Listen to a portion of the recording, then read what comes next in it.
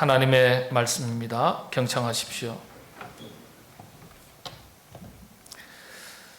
다윗이 블레셋 사람에게 이르되 너는 칼과 창과 단창으로 내게 나아오거니와 나는 만군의 여호와의 이름 곧 네가 모욕하는 이스라엘 군대의 하나님의 이름으로 네게 나아가노라. 오늘 여호와께서 너를 내 손에 넘기시리니 내가 너를 쳐서 내 목을 베고 블레셋 군대의 시체를 오늘 공중의 새와 땅의 들짐승에게 주어 온 땅으로 이스라엘에 하나님이 계신 줄 알게 하겠고 또 여호와의 구원하심이 칼과 창에 있지 아니함을 이 무리에게 알게 하리라. 전쟁은 여호와께 속한 것인즉 그가 너희를 우리 손에 넘기시리라. 아멘.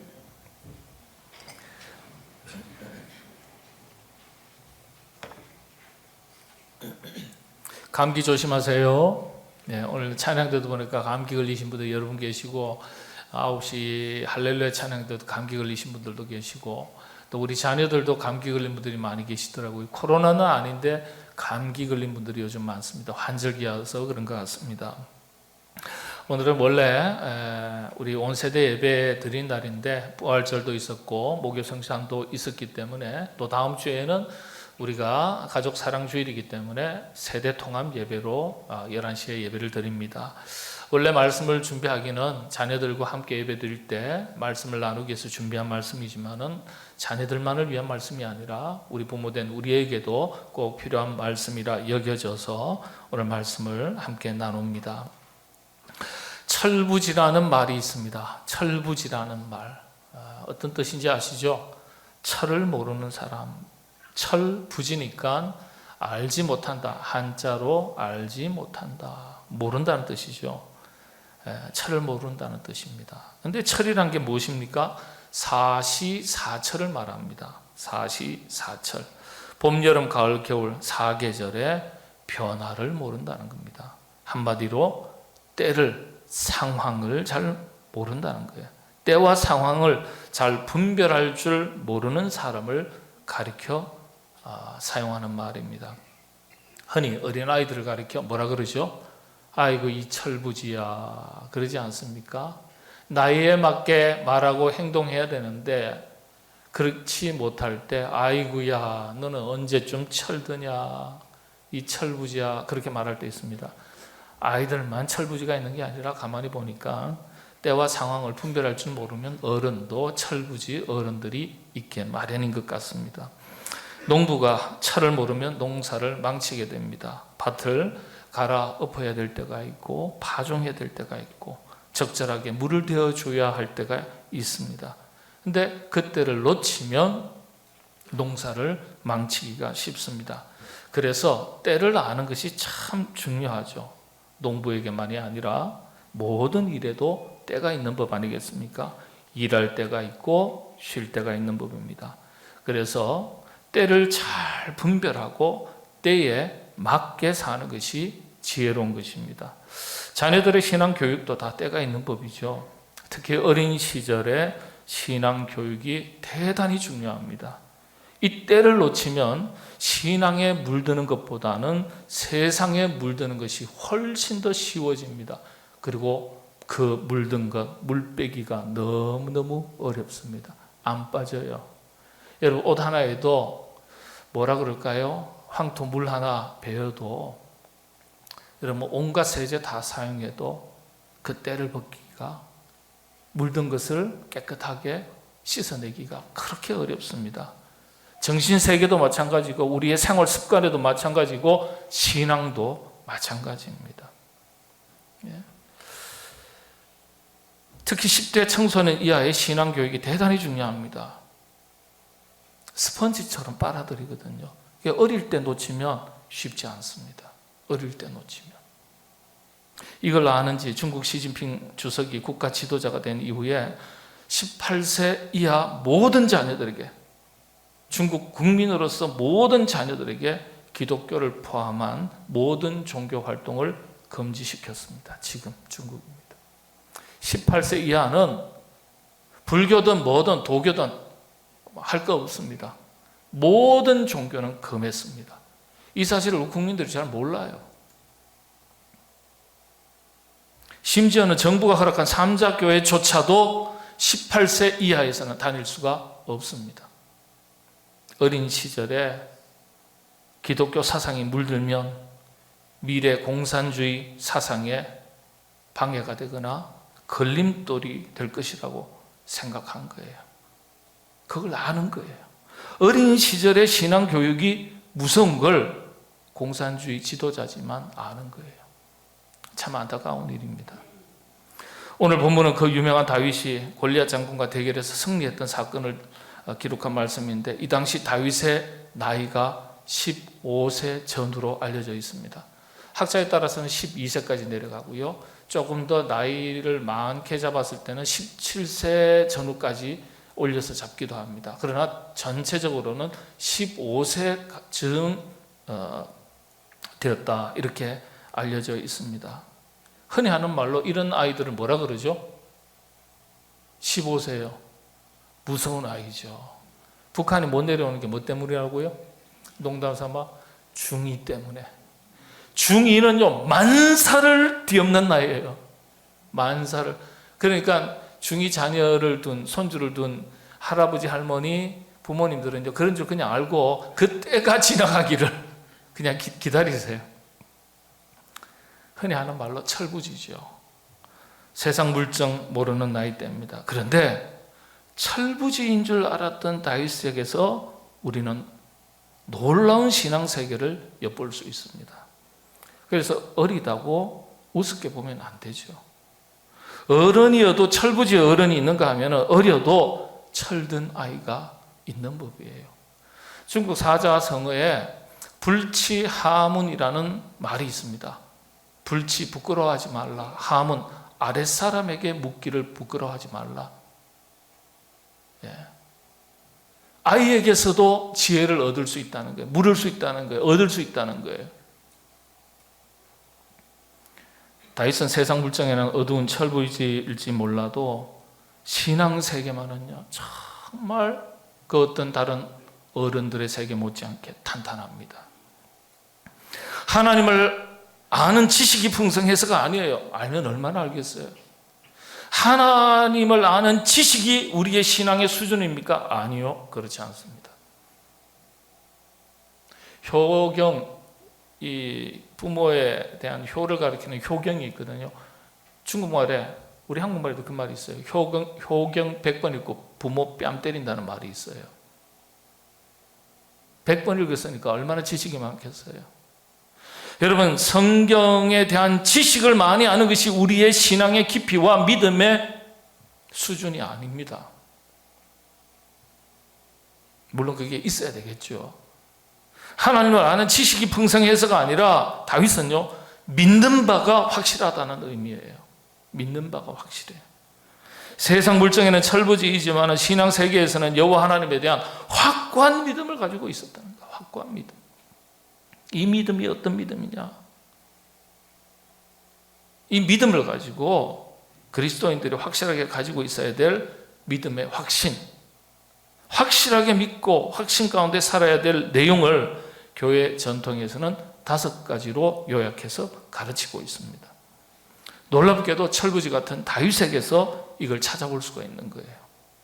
참 놀랍습니다.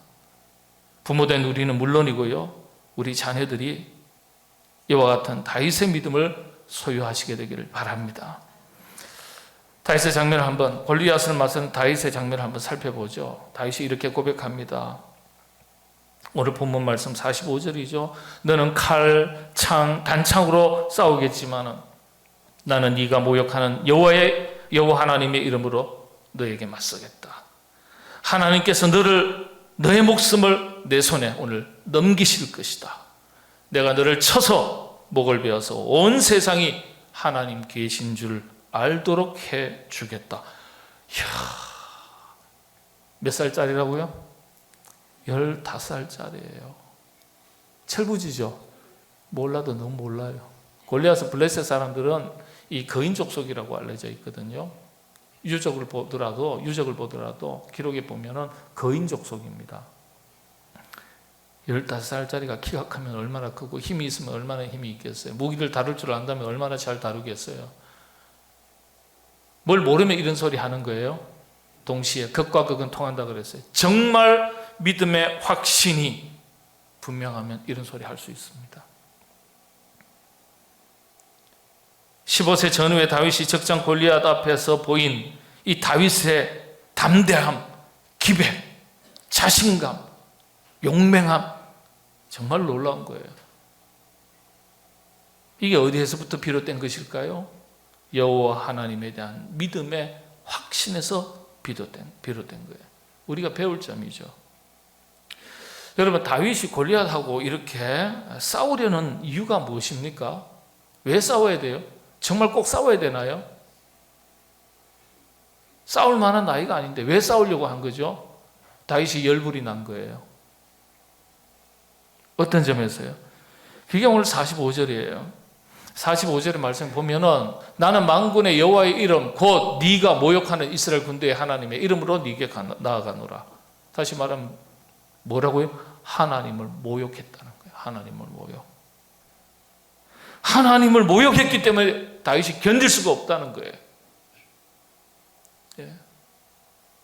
자기가 사랑하는 바, 신뢰하는 바, 믿는 바 참된 하나님 여호와 하나님에 대해서 모욕하니까, 조롱하니까 어린애라도 신앙이 없으면 그런가 보다 해요. 그런가 보다 해요.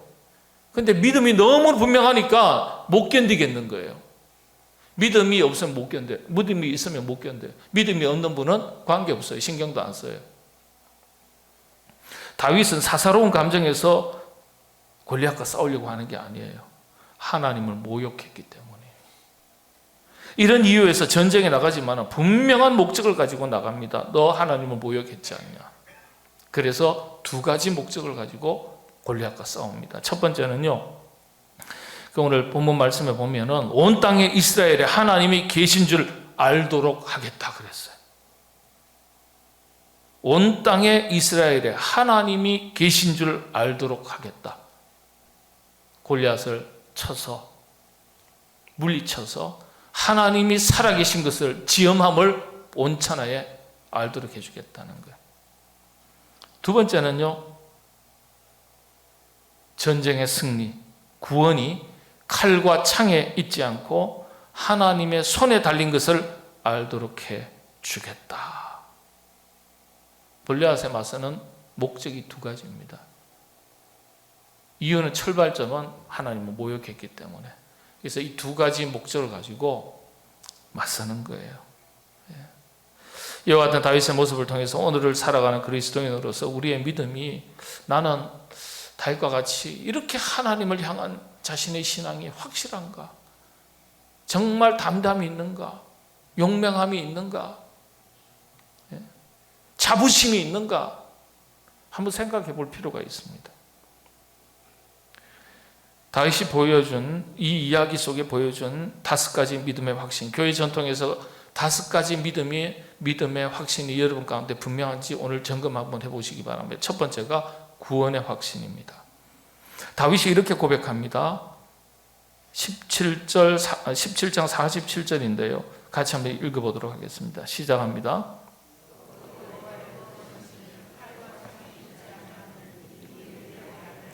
전쟁은 여호와께 속한 것인즉 그가 너희를 우리 손에 넘기시리라. 여호와의 구원하심이 어디에 있다고요? 칼과 창에 있지 않다. 구원의 확신이 있는 거예요. 구원의 확신.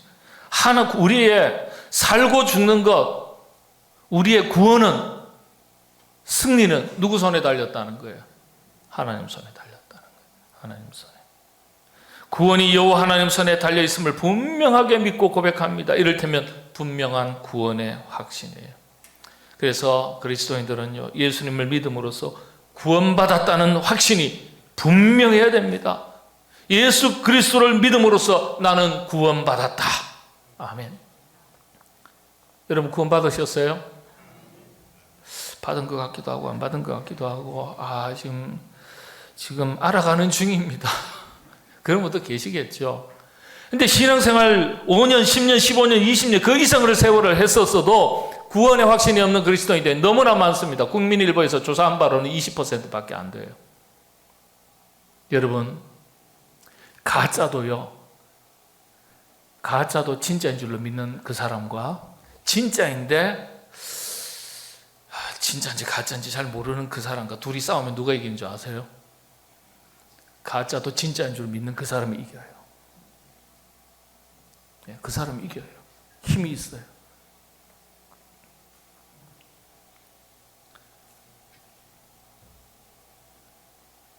구원의 확신이 분명해야 돼요. 예수님 믿으십니까? 네, 믿습니다. 구원받았습니까? 네, 구원받았습니다. 오직 하나님의 은혜로 말미암아 믿음으로써 구원에 이르게 된다. 의에 이르게 된다. 로마서의 핵심이고 구원론의 정확한 표현입니다. 오직 하나님의 은혜로 말미암아 믿음으로써 의에 이른다. 구원받는다. 여기에 우리 개혁교회 전통에 그리고 기독교 전체 전통의 구원론입니다. 구원에 대한 정의입니다.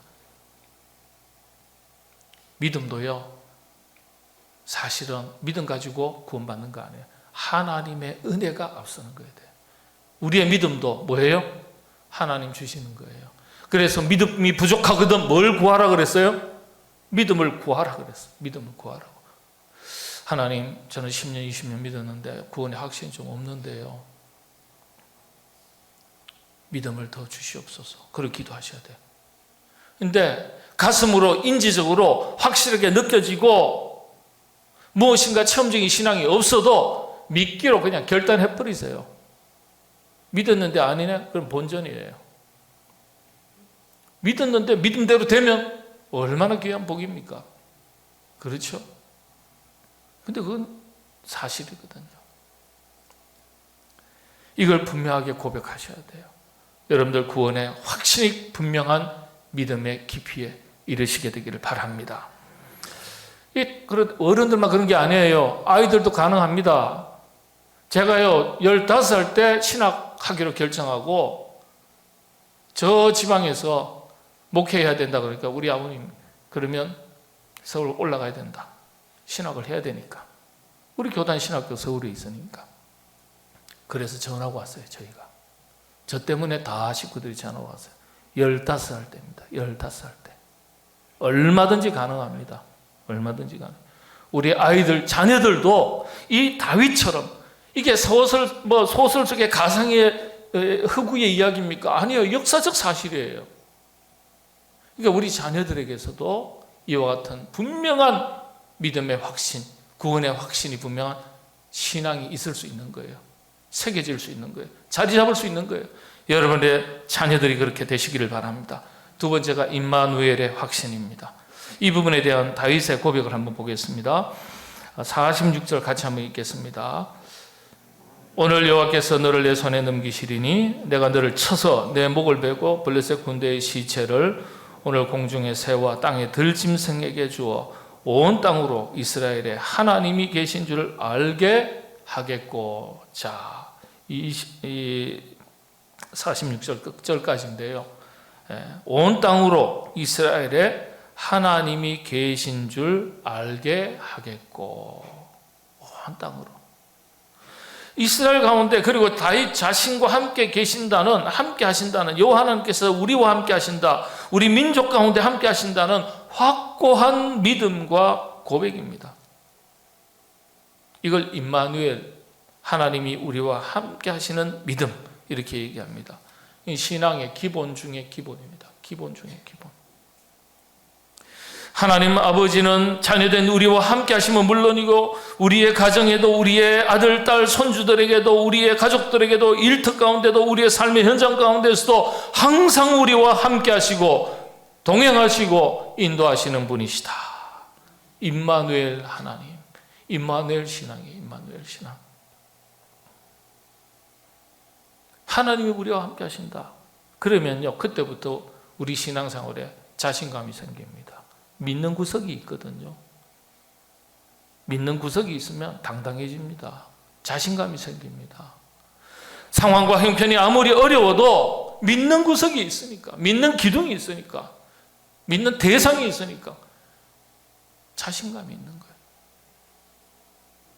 그런데 믿는 구석이 사라지고 없으면 어떻게 돼요? 불안하죠. 자신감을 잃어버려요. 여러분, 우리 그리스도인들은 예수님 믿고 나서는 당당하게 살아야 돼요. 왜냐?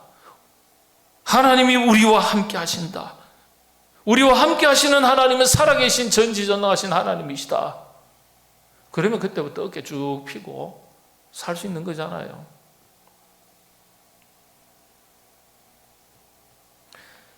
세상 끝날까지 항상 너희와 함께 있으리라. 부활성찬하시면서 제자들에게 하신 말씀이잖아요. 주님의 약속의 말씀을 확실하게 믿으시고 항상 우리와 함께 해주심을 믿으며 감사하며 찬송하며 살아가시는 여러분 되시기를 바랍니다. 15살짜리가 이런 고백을 해요. 하나님은 나와 함께 하신다.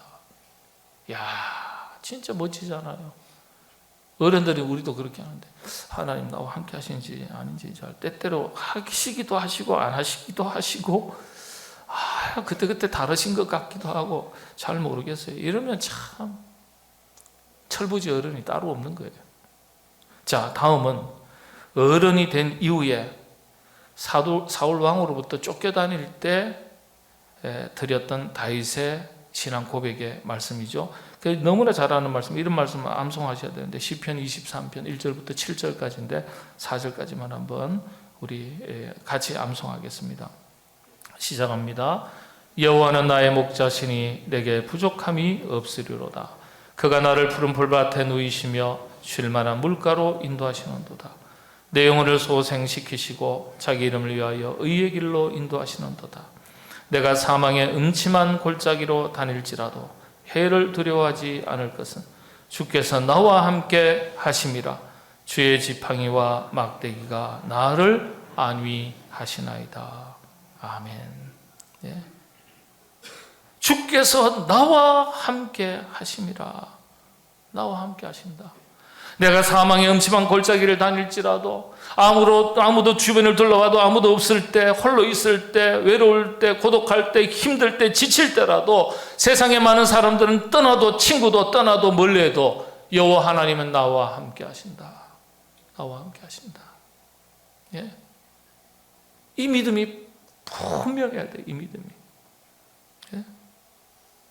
그럼 두려움이 없어지는 거예요. 사람은 누구와 함께 하느냐가 참 중요합니다. 누구와 함께 하느냐. 믿을 만한 대상이 나와 함께 하면요, 불안함과 두려움이 없어져 버려요. 제가 시골에 할아버지 댁에 가면요, 이게 옛날 집은 다 그러잖아요. 수세식 화장실이 아니고 뭐라고요? 푸세식 화장실. 근데 뭐 그것도 실내에 있는 것도 아니고 저 아래채 옆에 저 또 건물 따로 해가지고 딱 있는데, 어린 시절 가보면 어떻게 해요? 방학 때 내려가서 자다가 어떻게 합니까? 갑자기 화장실 가고 싶어요. 그래도 우리 한국 문화에 정말 좋은 문화 있습니다. 정말 놀라운 문화예요. 대한민국 사랑하셔야 돼요. 요강 문화가 있잖아요. 근데 요강 갖고 처리할 수 없는 그 상황도 있지 않습니까? 그러면 이 화장실 가야 되는데 밤은 깜깜해. 신발 신고 걸어가가지고 저기까지 가야 되는데, 뭐 초등학교 시절, 중학교 시절, 고등학교 시절 어떡합니까? 일어나면 혼자 가면 무서워요, 안 무서워요? 이런 경험 없으세요? 저만 그런가요? 근데 혼자 가기 곤란하니까 어떻게 해요? 그냥 꾹 참든지 아니면 누굴 깨워서 가야 되죠. 뭐 잠 곤이지 않은 작은아버지 삼촌 깨워가지고, 삼촌 나 화장실 가야 돼. 같이 가. 고모 뒤에 흔들어가지고, 고모 나 화장실 가야 돼. 같이 가. 막내 고모가 저하고 한 6살밖에 차이 안 나요. 삼촌이 7살 차이니까. 초등학교도 들어가기 전이었으니까. 제가 태어날 때가. 그러면 또 조카가 하자는데 귀찮아 죽겠는데 이놈의 조카가 장조카라. 아이고 그래 가자. 그러면은 화장실 같이 들어갑니까 그 안에? 아니요. 저는 안에 딱 들어가가지고 딱 자세 잡고 삼촌이 딱 입구에 서 있어요. 삼촌 어디 가지 마. 이런 경험이 없으신가? 삼촌 거기 있어요? 홀로 두고 그냥 방으로 들어가 버릴까 봐. 여름엔 괜찮은데 겨울에는 더 힘들어요. 그런 게 있잖아요. 근데 뭔 귀신이 나오겠어요? 뭐가 나오겠어요? 험한 뭐 짐승이 나오겠어요? 괜히 무서우니까. 근데 누가 한 사람이 입구에 있기만 해도 마음 편안하게 참 볼일 다 보고 편안하게 돌아와서 단잠 자는 거예요. 사람이요, 누구와 함께 하느냐가 참 중요합니다. 눈에 보이는 대상이 나와 함께 하는 것도 중요한데 보이지 않아도 정말 중요한 게 뭐냐면 저분은 하나님은, 내 친구는, 우리 어머니 아버지는, 우리 할아버지 할머니는 언제나 나와 함께 하신다. 언제나 나와 함께 하신다. 네. 마음이 나한테 있다는 뜻이에요. 마음이 나한테.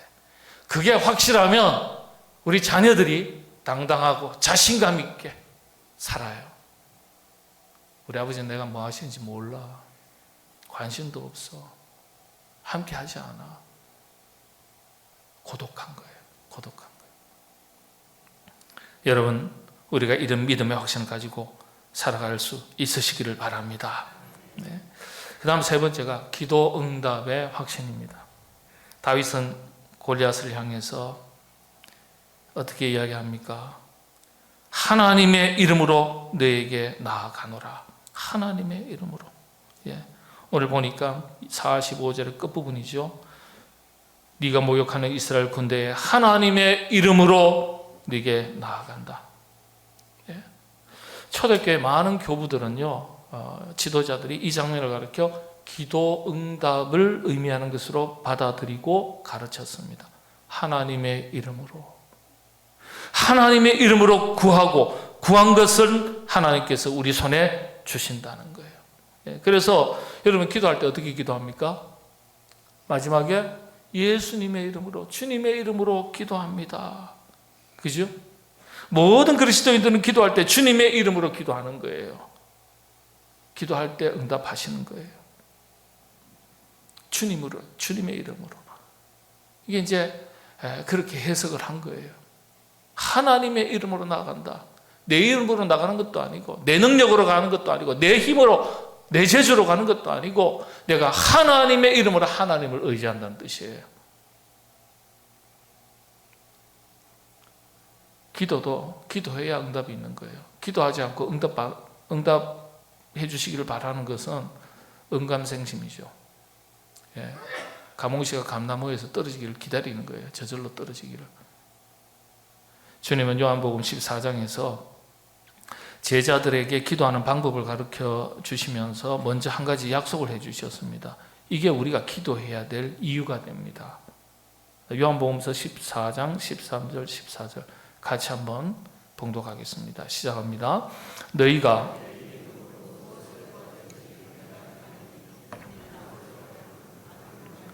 영광을 받으시게 하려 함이라. 내 이름으로 무엇이든지 내게 구하면 내가 행하리라. 아멘. 반복되는 내용이 있습니다. 내 이름으로, 그러니까 13절에도 내 이름으로 무엇을 구하든지 내가 행하겠다. 14절에서도 내 이름으로 무엇을 구하든지 내게 구하면 내가 행하겠다. 예수님께서 제자들에게 거듭 말씀하신 거예요. 구해라. 내가 행하겠다. 여러분 고린도서의 말씀이나 이런 게 신약의 말씀 보면 구하지 않으면 이 모든 것들 중에 하나라도 너희가 얻을 줄로 생각하지 말라 그랬어요. 구하셔야 돼요. 우리 아버지가 나 사랑하니까 다 알아서 해주시겠지? 물론입니다. 해주실 거예요. 그러나 아버지의 말씀이 더 분명한 거예요. 구해라. 구해야 내가 주겠다. 구하시길래 구하셔야 돼요. 구하셔야 돼요. 기도하라는 거예요.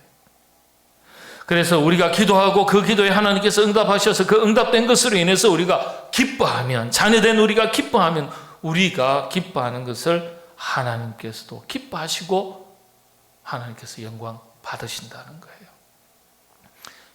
하나님 자신의 기쁨을 위해서 우리에게 간구하라고 하셨고, 그리고 반드시 응답하시는 거예요. 응답하심으로 인해서 우리가 기뻐하게 되죠. 우리가 기뻐하는 것을 보시고서 아버지 되신 하나님께서도 기뻐하신다는 거예요. 그러니까 여러분들 기도하시기를 바랍니다. 간구하시게 되기를 바랍니다. 기도한 다음에 응답 받을 줄로 믿으시게 되기를 바랍니다. 그 다음 네 번째가 천국 소망의 확신입니다. 천국 소망의 확신. 46절 오늘 여호와께서 너를 내 손에 넘기시리니 내가 너를 쳐서 내 목을 베고 블레셋 군대의 시체를 오늘 공중의 새와 땅의 들짐승에게 주어 그랬습니다.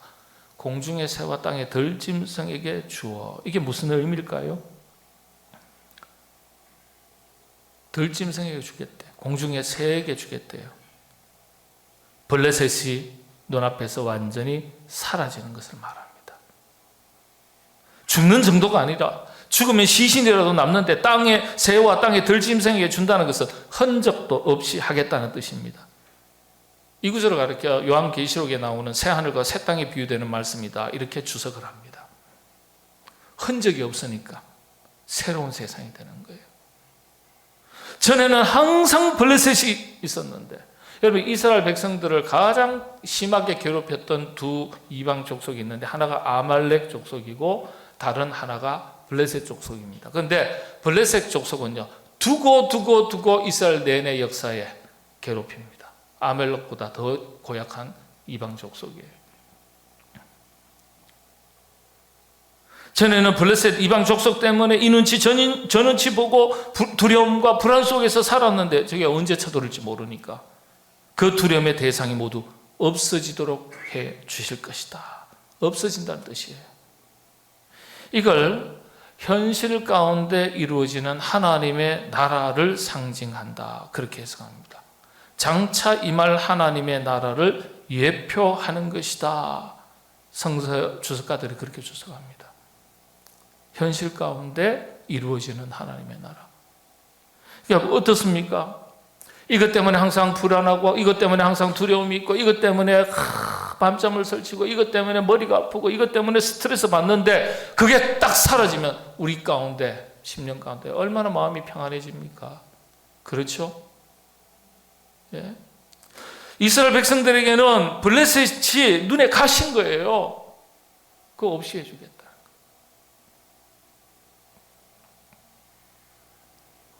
삶의 현장 가운데 이루어지는 평안, 하나님의 나라를 말합니다. 이걸 확대하면 천국 소망까지 이어지는 거죠. 천국은 어떤 곳입니까? 그곳에는 다시는 곡하는 것이나 애통하는 것이나 눈물 흘리는 것이나 고통, 죽음이 없다고 했습니다. 요한계시록에 보면. 장차 우리가 가게 될 하나님의 나라가 그런 나라라는 거예요. 그런 나라를 하나님께서 우리에게 약속해 주셨지. 언젠가는 내가 이 땅에서의 생을 마치고 나면 영원한 하나님의 나라 갈 때 참된 평안함과 안식을 누리는 하나님의 나라가 우리 앞에 있지. 소망이 막 생기는 거잖아요. 소망.